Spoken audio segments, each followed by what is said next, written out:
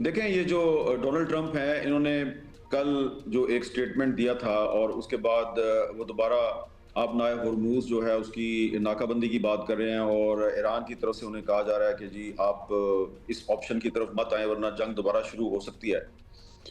तो इस ट्रंप का जो स्टेटमेंट है उससे एक तासुर ये लग रहा है कि शायद ये जो सीज़ फायर है ये टूट जाएगा। हम्म। लेकिन कल जो यहाँ पर इस्लामाबाद में ये जो दोनों डेलीगेशंस थे, इनके रवाना होने से पहले जो सूरत हाल थी और जो खबर हम तक पहुंची, वो खबर जो है वो हमने बड़ी एहतियात के साथ दुनिया के सामने पेश की। लेकिन वो खबर जो है वो यही थी कि इनके दरमियान बहुत लंबे मुज़ाकरात हुए हैं और जैसा कि आप सब जानते हैं कि ये 1979 के बाद दोनों ममालिक के दरमियान हाईएस्ट लेवल का पहला एंगेजमेंट था, यस। जिसमें अमेरिका का एक वाइस प्रेसिडेंट और ईरान की पार्लियामेंट का स्पीकर और फॉरेन मिनिस्टर इन्वॉल्व थे। तो इनके जब मुज़ाकरात 21 घंटे तक जारी रहे, तो 20वें घंटे में यानी कि लास्ट आवर में इनके दरमियान कुछ बातों पर इत्तेफाक हो गया था और उसमें फिर इन्होंने ये डिसाइड किया कि अब हम दोबारा मिलेंगे, लेकिन इसको अभी हम अनाउंस नहीं करेंगे। तो सीज फायर भी अभी तक कायम है और इनकी दोबारा मीटिंग भी होगी। और दोबारा मीटिंग की जो बड़ी वजह थी वो American vice president JD Vance थे, जो कि 21 घंटे के मुज़ाकरात के दौरान बार बार साइड पे जाते थे और अपने मोबाइल फोन से वो डोनाल्ड ट्रंप को कॉल करते थे और उनको ब्रीफ करते थे, फिर उनसे इंस्ट्रक्शंस लेते थे, फिर आके बैठते थे। तो in other words Donald Trump भी इन 21 घंटे साथ साथ लंबे ही थे। मुज़ाकरात में इनडायरेक्टली वो प्रेजेंट थे, वो पार्टिसिपेट कर रहे थे थ्रू हिज वाइस प्रेसिडेंट। तो अब जो भी वो एक पब्लिक स्टेटमेंट दे रहे हैं उसको आप छोड़ दें। जिन इश्यूज का वो अपनी पब्लिक स्टेटमेंट में जिक्र कर रहे हैं, मेरी इंफॉर्मेशन के मुताबिक वो असल इश्यूज नहीं है। इन इश्यूज पर बड़ी पॉजिटिव डेवलपमेंट हुई है, बड़ी पॉजिटिव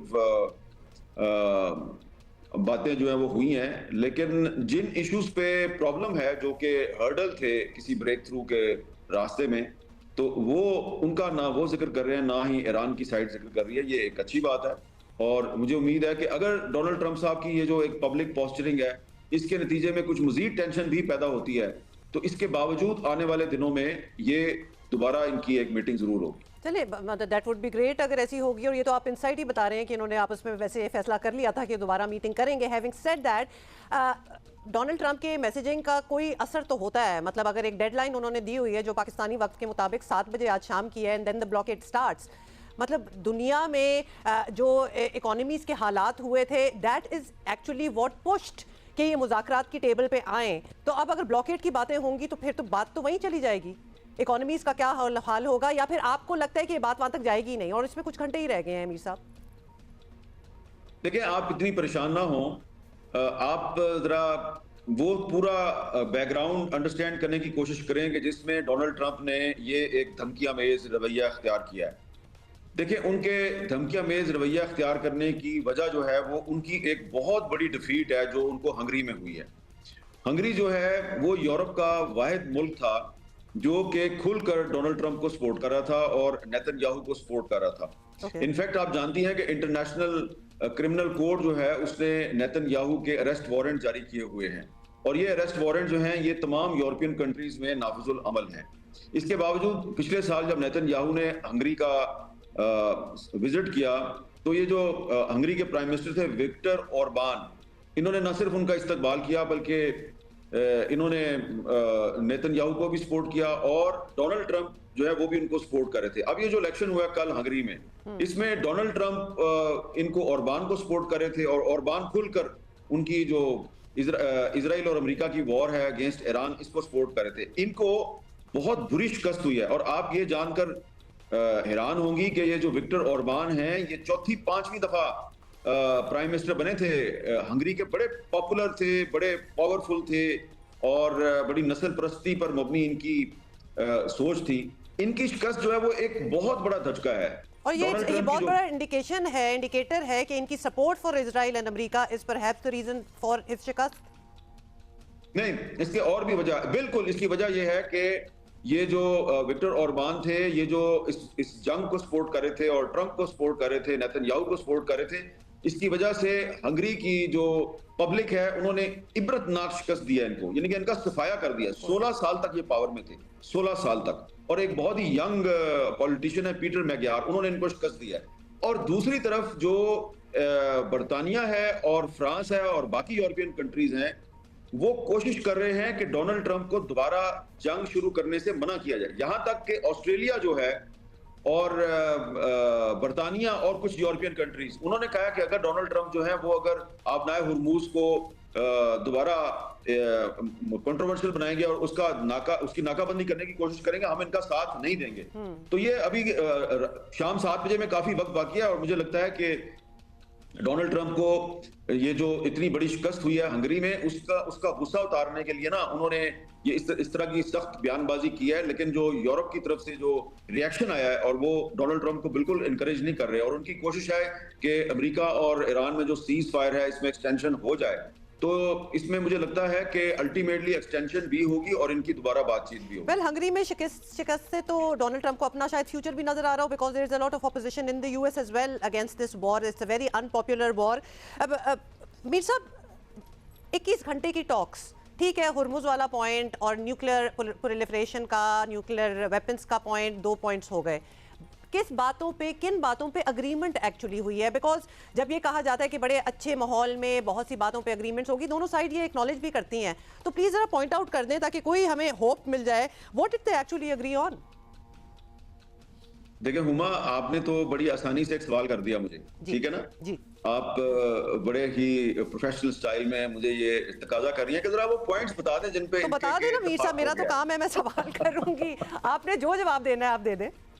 नहीं, देखिए मैं आपको बताना ये चाह रहा हूँ कि कल जब इनकी आपस में बातचीत हो रही थी, और उस बातचीत के दौरान तो हमारा इनसे बहुत कम राब्ता हो रहा था, लेकिन जब परसों रात को, यानी कि अर्ली मॉर्निंग ऑफ येस्टरडे, जब ईरानियन डेलीगेशन जो है उसके जो 2 मेन प्लेयर्स थे, स्पीकर कालीबाफ और फॉरेन मिनिस्टर अब्बास अराक्ची, ये टॉक्स में से निकलकर अपनी एम्बेसी में गए, और उसके बाद जो ईरानियन मीडिया के लोग हैं उनके साथ मेरा राब्ता हुआ, कुछ और लोगों से राब्ता हुआ, और इसी तरह बहुत से अमेरिकन जर्नलिस्ट भी यहाँ पर थे, और उनका अमेरिकन जर्नलिस्ट जो है उनका राब्ता अपनी टीम के साथ था। और उनकी बाय द वे जो अमेरिकन डेलीगेशन था वो 3 लोग नहीं थे, उनमें बहुत से लोग थे, और ईरानी डेलीगेशन में भी 5-6 लोग नहीं थे, बहुत ज्यादा लोग। जी जी बिल्कुल।